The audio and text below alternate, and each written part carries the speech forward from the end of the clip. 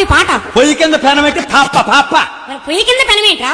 పొయ్యి మీద పెనం పెట్టి పప్పలు చేసుకుందామా లేక హాస దోశ పొయ్యి మీద పెనం పెడతారు. ఎక్కువ మాట్లాడదు. పొయ్యి మీద పెనం పెట్టి మీ ఆడవాళ్ళు పెనంలో ఏం పోస్తారు? నూనె వేస్తారు. నూనె బాగా మరిగిన తర్వాత ఒక నీరు చొక్క పడ్డదనుకో ఏమవుద్ది?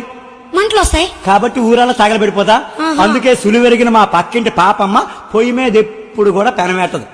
రాత్రి పొయ్యిలోనూ సొక్కు చేస్తది పొయ్యి కింద అనమాట.